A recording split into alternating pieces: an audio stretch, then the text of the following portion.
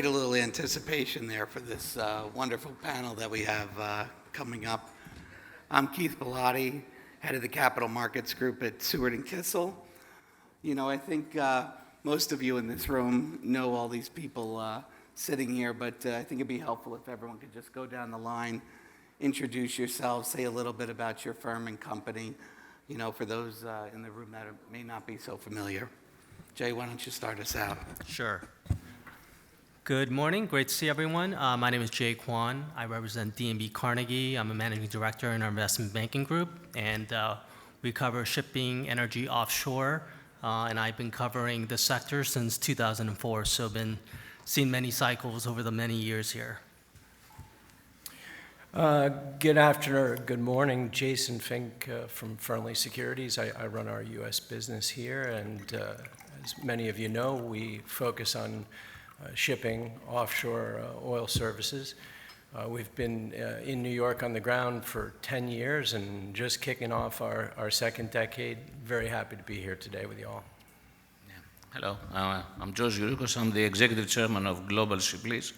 It's listed in the New York Stock Exchange container ship company, which will lease ships to liner companies. Good morning, my name is Petersen. I'm the Chief Operating Officer of Pangaea Logistics. We are a dry bulk ship owner operator and marine terminal operator based in Newport, Rhode Island. Hi, I'm Bugbee, Scorpio Tankers. I guess I've been involved in the US capital market since 2004 and pretty well raised every type of security along the way at one time or another. Thanks, everyone. So listen, a lot's happened. Sorry, I meant 1994. Thanks, Rob. A little more than me. So a lot has happened over the last 3 days. You know, we have massive trade shifts going on, lots of geopolitical risk. You know, I think it'd be helpful if we got an overview of where the capital markets stand right now. And this is for Jason Fink and Jay Kwon. You know, Jason, maybe you want to tackle the U.S. markets, and Jay, you can speak more on an international basis. Sure. Jason, why don't you go first? Sorry, the question? Yeah, we just give a broad overview of where the capital markets stand today, shipping and broader. Well, I think, you know, broadly speaking, capital markets today are quite good. The market, if people have any major concerns, it's that we may be in a bubble, particularly related to the AI-related parts of the market. At the same time, the parts of the market associated with value strategies, where many of the companies that we follow sit, do not look particularly pricey by historic measures and have only in fits and starts been the focus of broad market participants. If you look, for example, at the equal weight S&P 500, it's up about 6.5% year to date. And to the extent that our stocks are in that or in the Russell, that too has underperformed.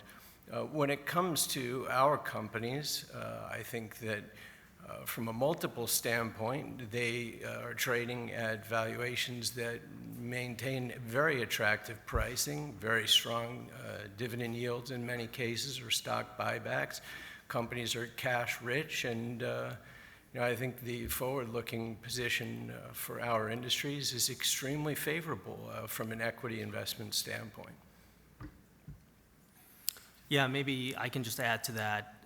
I think, as we know, the last few years has been a very strong market for most shipping companies across all sectors, which is pretty unusual. Typically, you see certain sectors do well and other sectors not do so well, but we've seen a pretty steady wave of strong freight rates, and you can see that, as Jason mentioned, most of our companies, frankly, are quite cash rich. Some have taken advantage, even though they have plenty of liquidity. I think they still are accessing the markets on a opportunistic basis, as we've seen with some of the bonds that you may have witnessed over certainly the last 12 to 18 months, been a tremendous amount of bond activity, and it's really taking advantage of the current market situation. I think broadly speaking, whenever we hear announcements that come on Friday where China says you need to implement this by this week, it's very unsettling, but at the same time, I think if the last 6 months have taught us anything, these types of political discussions and mandates that come, you know that this is sort of the starting point, and there's always seems to be, hopefully cooler heads prevail and come to some resolution, but certainly jarring for the capital markets, but right now we still continue to see a very strong fundamental activity in the capital markets today. So this is a question for our ship owners. You know, when talking about accessing the capital markets, you know, we heard from Jim and then now Jay, bond markets are open, equity's a little challenging, folks are raising more capital outside the U.S. You know, so Robert, you know, how are you thinking about accessing the capital markets right now? You know, has anything, changed in that thought process over the recent days, or maybe you could just talk about your thought process right now? I actually think we're potentially in crisis in the industry with regard to our relationship to the capital markets. You know, in the 1990s, or 1980s actually, we had Gotteslarsen, Bergersen, and OSG, all with market caps anywhere between 2.6 billion and 3.6 billion. And this is 1980s. Each of those companies were had bonds in the US market. Today, you know, we haven't made much progress in the market caps. We aren't really functioning yet in the US bond markets. The bond markets that we have access to, the Norwegian bond markets largely, which is great, but that's sort of defined. There hasn't really been a meaningful equity raise in this last cycle. I mean, we've had great booms in tankers, dry bulk, containers, and no one really has raised money. What we've done, though, is lay the seeds for trouble in the future in the public companies, because we've been paying out very high dividends that beyond at some points the actual natural depreciation or replacement value that is being burned each year. And yes, those companies' balance sheets look great historically, but how will the companies renew in the future?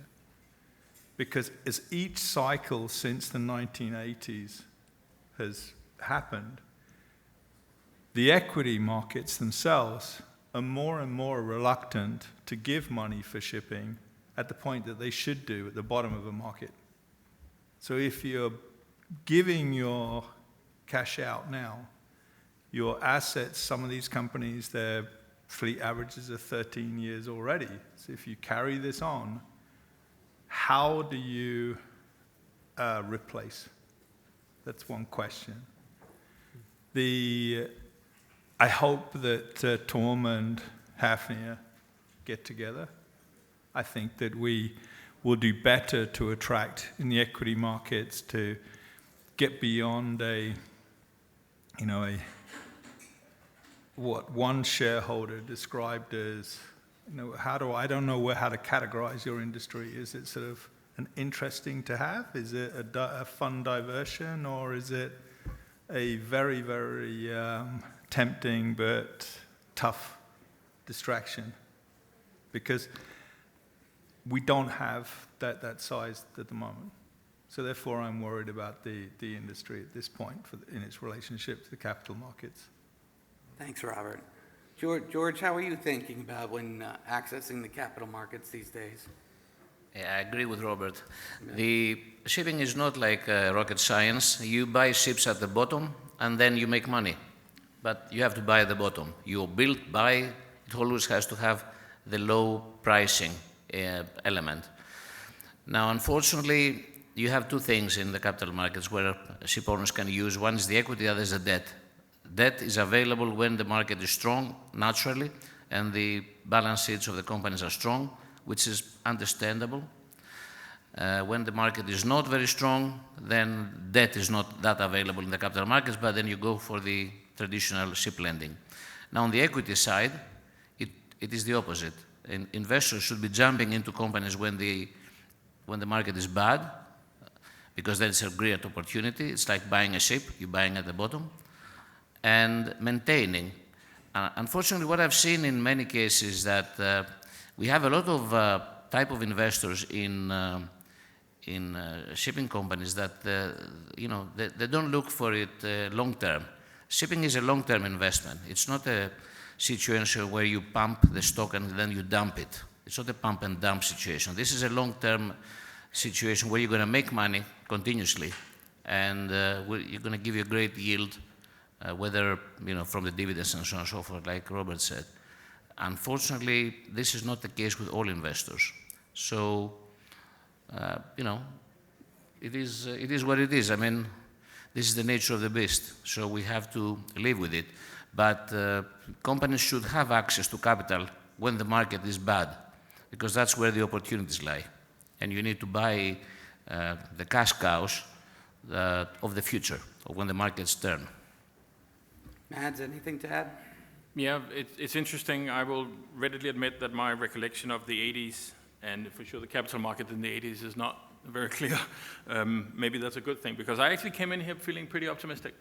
Equity aside, I think there's opportunities. I really think so. And, just be encouraged by the 5 or so meetings we had this morning. Like, there's real interest. And is it tough? Absolutely, absolutely. But I think if for the right companies, for the right kind of situation, I think there is a couple of different really interesting options out there. So, yeah. So Jay, Robert says companies aren't big enough. Access to capital when markets are down is not really there. People aren't issuing when things are good. Talk to us a little bit about what you're advising clients on, what types of transactions are you working on today, what opportunities are there right now? Sure. I think Robert, given his many years, more than me, probably summed up. I think the way we think about the cycle is it's a cycle, and we know we're in a niche sector. And so the question is timing. And as George said, it's always, the importance is that entry point. And so we fully understand that. I think from our end, we tend to help companies think through what does their overall capital structure look like today and where they need to be in the next several years, given either capital commitments, M&A opportunities, and the like. I would say that certainly the last 12 to 18 months, it's been a debt-fueled situation. We have seen tremendous number of bonds, and it's not just bonds, but a lot of credit funds who have entered the space, as well as your traditional bank debt as well. So I think that's what's actually been driving a lot of the growth, certainly over the last 12 to 18 months. And so we see this not only in shipping, but we've seen it in other sectors as well. I think the other aspect of this is companies who feel like they're not getting the proper value.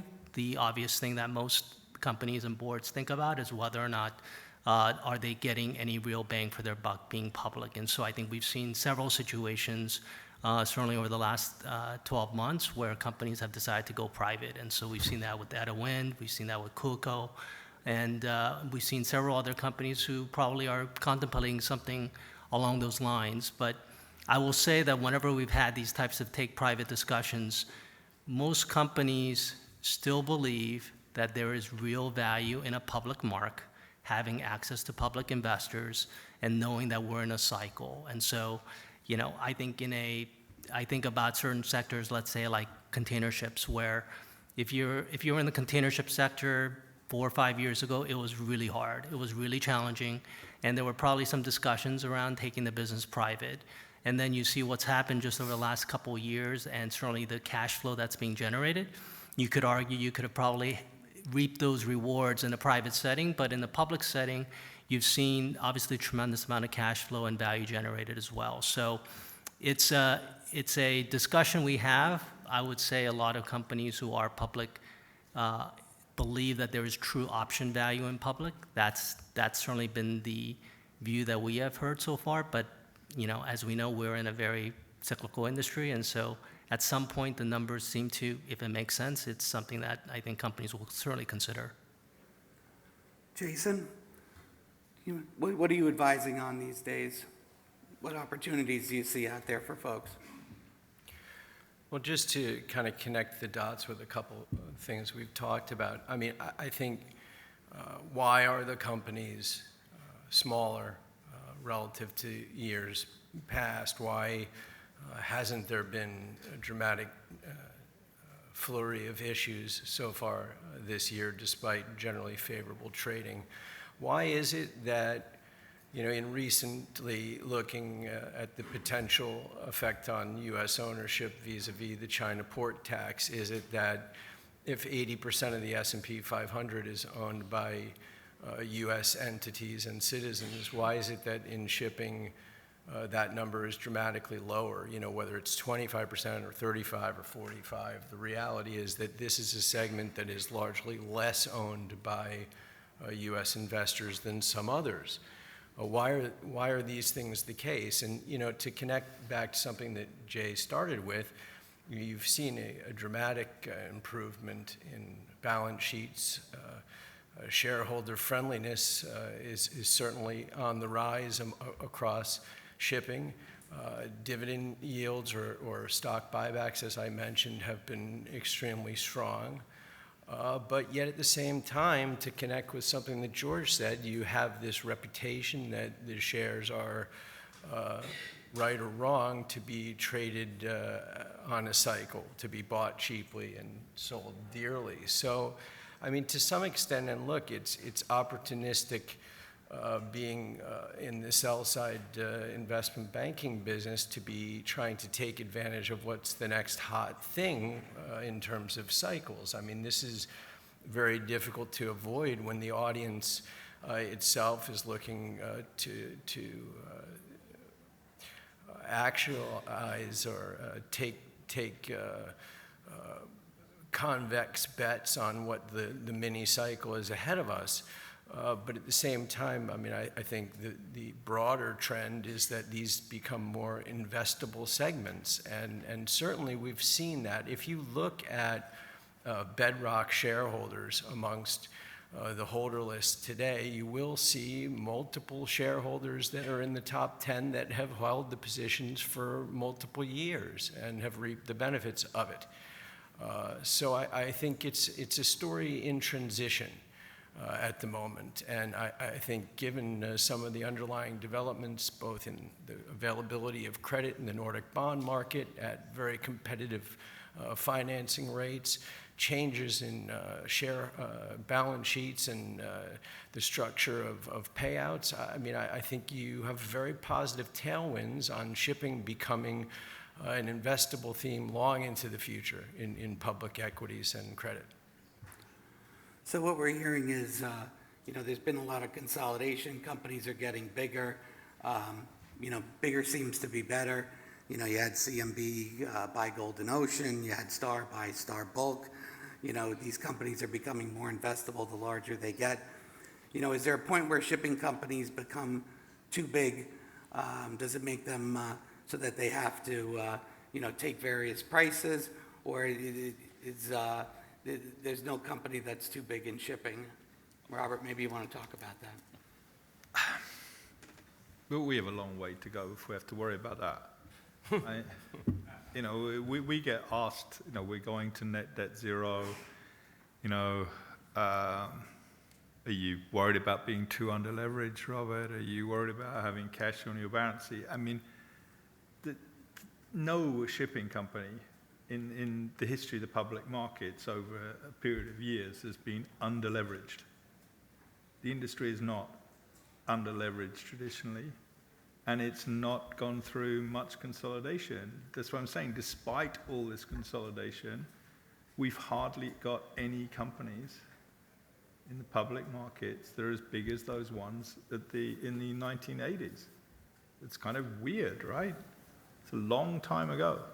That means somehow, as a group, that we have, you know, either given away the money or, you know, just blown it during that period. Yeah. And so I think now that we have to create some kind of trust and normalcy as an industry to maintain that permanent capital and take us through to the next step. And this isn't my words. These are the words of our top group of shareholders. This is what the long-onlys are talking about at the moment. Can we trust you guys as a group? Now, Mads, you guys were involved in a recent acquisition. You guys bought a large fleet. Talk to me about how you guys view consolidation, further consolidation in the industry.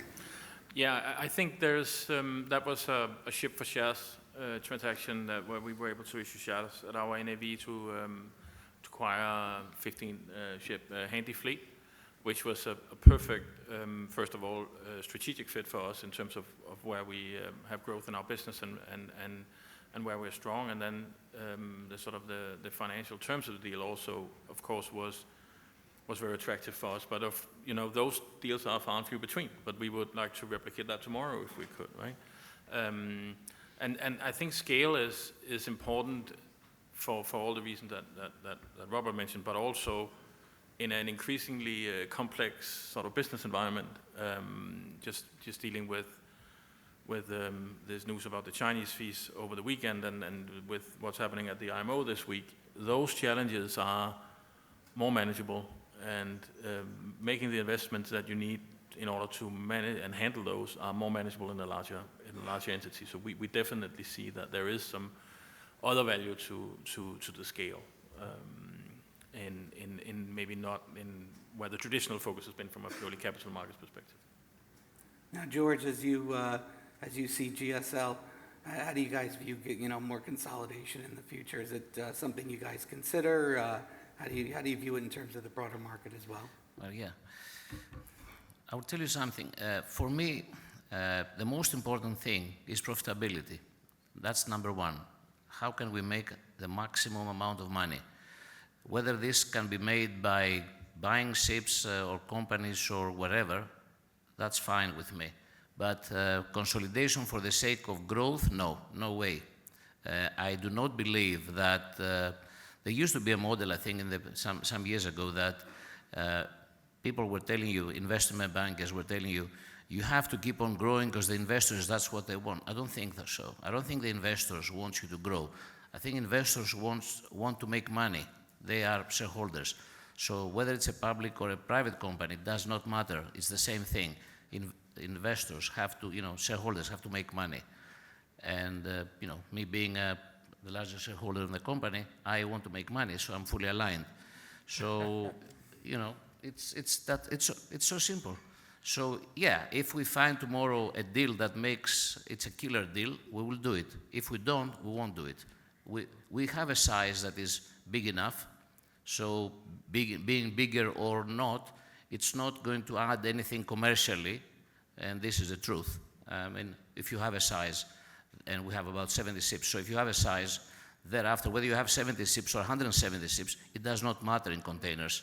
What it matters is that you are profitable and you're making money for your shareholders. Thank you. Robert? I agree totally with what George is saying. Very good. And congrats for your merger. That was good. One other thing that's different is that those three companies that I mentioned earlier were all diversified. Every one of those three companies back in the 80s they weren't blocked into products or blocked into dry or they were very diversified across the positions that gave them a much more stable, predictable earning structure and more avenues to go down and use their stronger balance sheets to do different things. So I'm not sure whether or not the sticking into one area, if you're not going to get these areas consolidated, ownership just gets fragmented, is necessarily the correct strategy for the entire industry, looking out into 10 years. Right. Thank you, Robert. So, the only people who've really been accessing the capital markets really, in terms of, there's been no IPOs recently. We've seen some smaller spin-offs. We've seen some reverse mergers. Jason, Jay, do you guys feel that there's a place for these companies in the broader markets, given the fact that, bigger is better and, these are generally smaller companies, coming into the capital markets?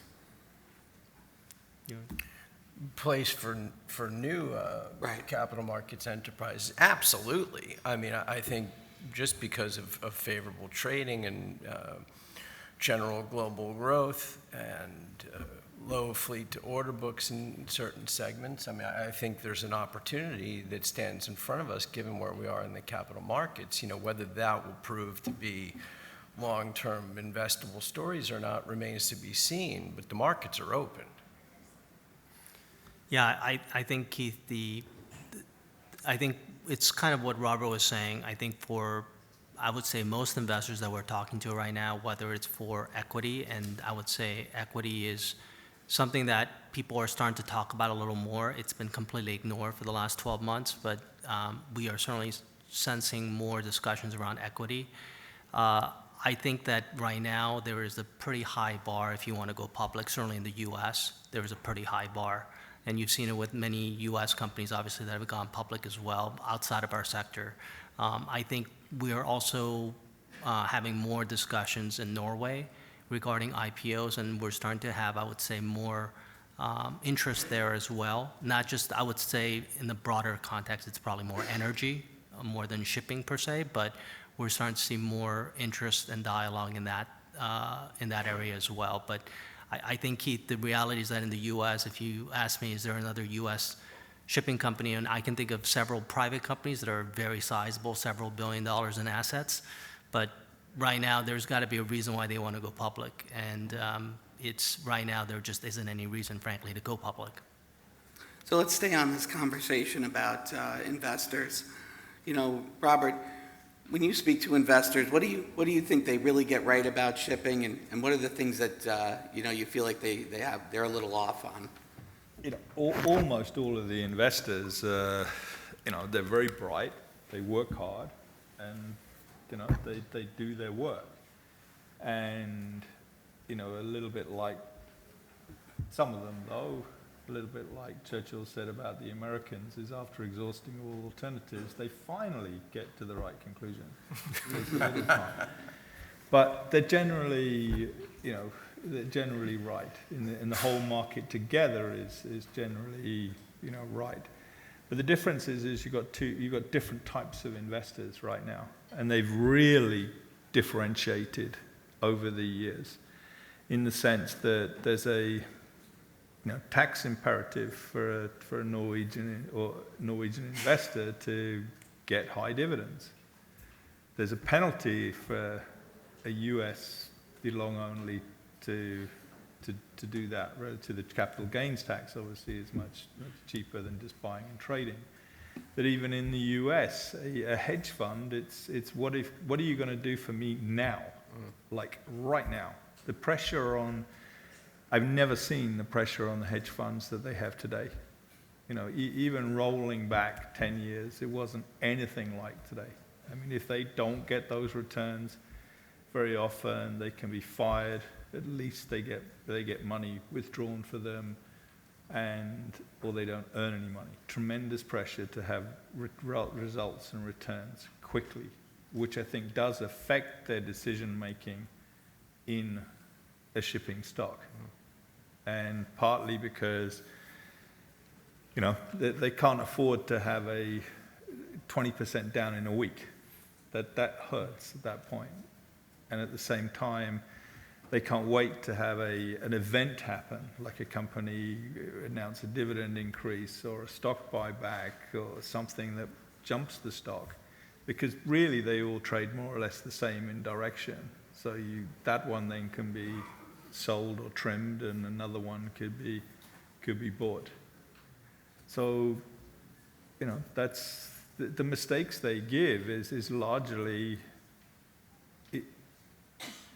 over time. I mean, the greatest investors in shipping stocks have been, no one's been better than Peter Lynch's record, and then the others, Duberger Berman did a fantastic job in that last cycle, but they've all come from this real long-only position because they know that shipping stocks can go up 5 times or 10 times if they hold their positions. And not all of the shorter funds can do that. So the mistake is to be something that you're not. It would be a mistake for long only to trade short term, and it would be often a mistake for a hedge fund to hold in there, because the cycle at some point will create so much volatility they have to blow out. Thanks, Robert. Mads, what are you hearing from your investors? I mean, like just from the meetings today, I'm pretty encouraged actually. I agree with everything Robert said about that the people that we meet with, that we at least have done a lot of work. They do understand that it's a cyclical business, but I think a lot of them also seek out a company like Pangaea because it is different. There's no one like us on public companies that you can invest in, right? And it is because we have had a consistent sort of strategic focus and a consistent execution of that strategy, sort of from the business to capital allocation along the way. And it just you just have to be out there. You just have to meet with as many people as you can, and you have to be consistent in your, like I said, in your execution and your messaging. Then you will build up interest, and also appreciating that the shipping investor is not one person, is not one type of focus going into it. There are people looking for the biggest Cape play you can, and there are people looking for something else, and there is almost something for everybody, right? And and we are probably also paying a little bit for past sins in terms of governance issues 10, 15 years ago, that maybe many of those Americans who don't want to invest in us are still licking their wounds from, right? I tell myself that at least. So, and we just have to earn that trust back. George, you're a major investor. Yeah, I think that Robert hit the nail on the head. He said it exactly correct. Unfortunately, there are various types of investors. Some of them should not be in shipping, and that's the mistake they make. They think that they take shipping as other sectors. Shipping is a long-term play. We just met before this meeting with some shareholders that have been with us for a long play. I think they were 5 years or 6. The return they had was 1,300%. So these guys were very patient. They kept, we had moments with them saying to us that we want this, we want that, more buybacks, this, the other.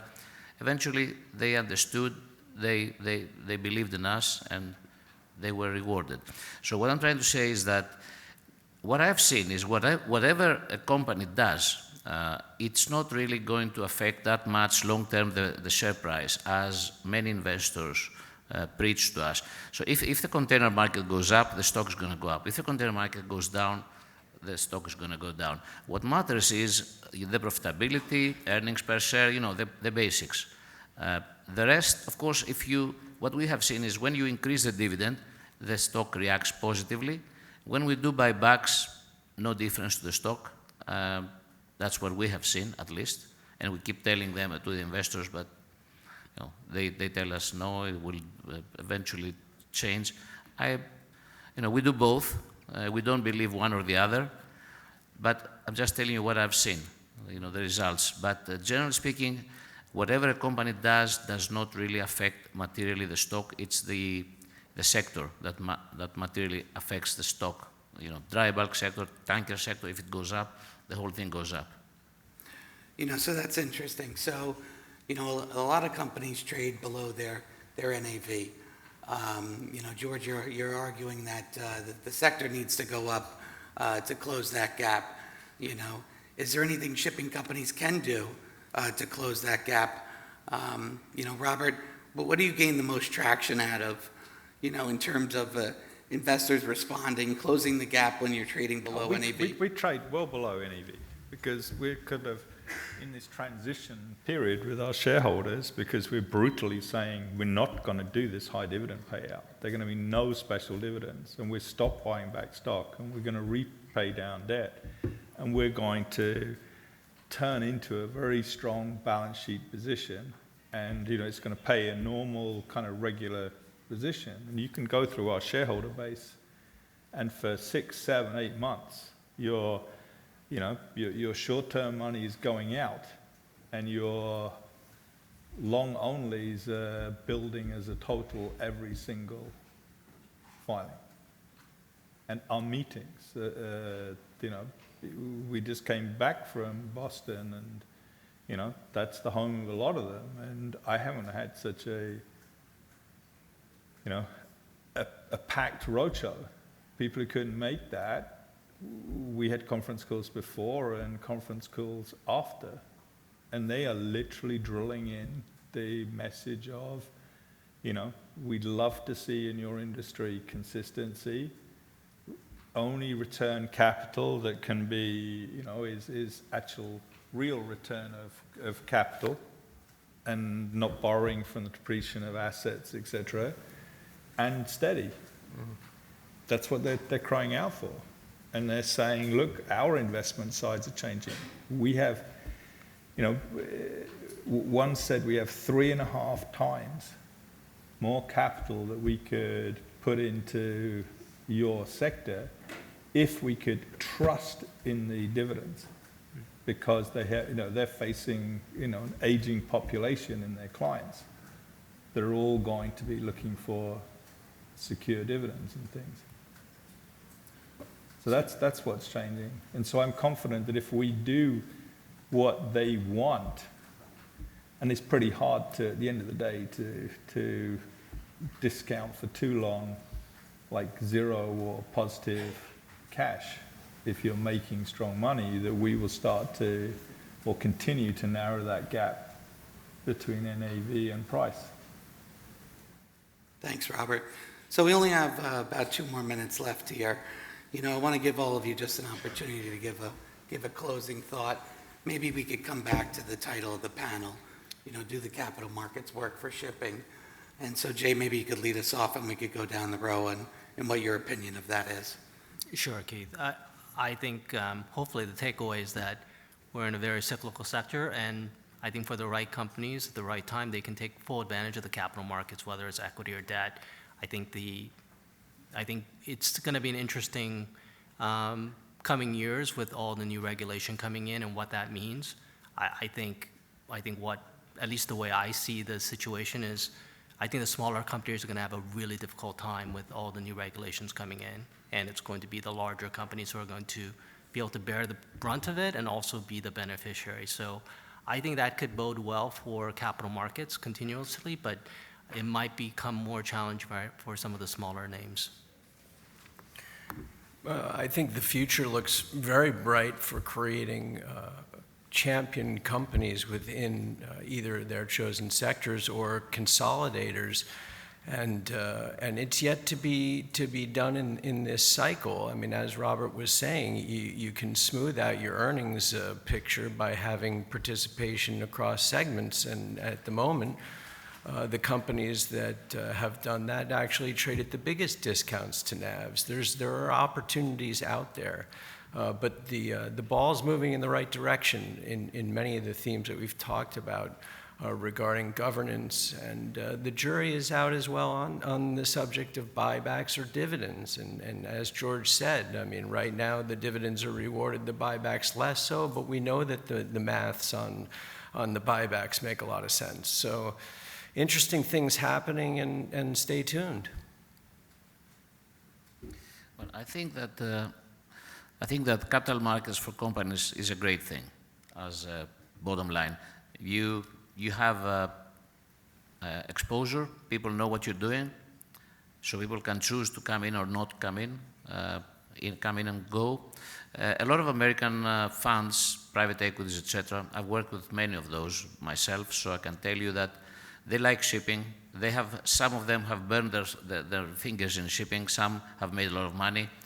But it's far easier to buy stock than to buy a few ships, and it's far easier to sell stock than to sell a few ships. So the flexibility makes it, I think, interesting. And now this audience, over the past 10 years, has been educated, for better or worse, by investing into the assets. I think now that they can see that it's probably safer for them to pick a good management team behind a public listed company in the sector they feel that it's the right time to invest and invest.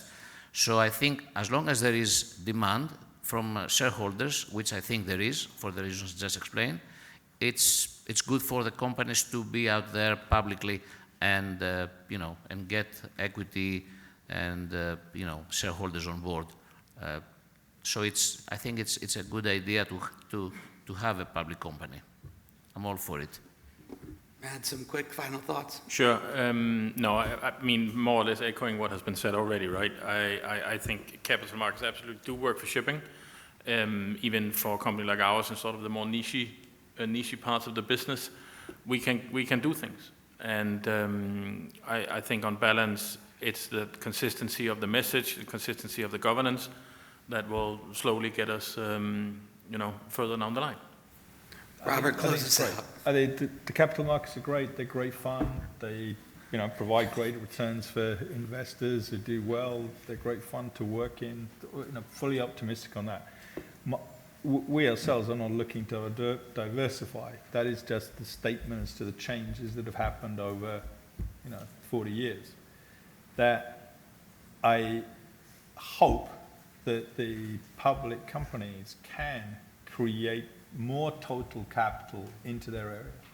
Because right now, compared to the private companies, there was a point where we were starting to make pace with the private shipping companies. But right now, there are private companies out there who have equity just in their own accounts that is more than all of the public companies combined. I mean, to take an American phrase, they're kicking our ass in the last few years. So we somehow, I hope we can redress this in the public markets and make it more attractive than little niche market that is fun to invest in when the market goes up. Thank you, Robert.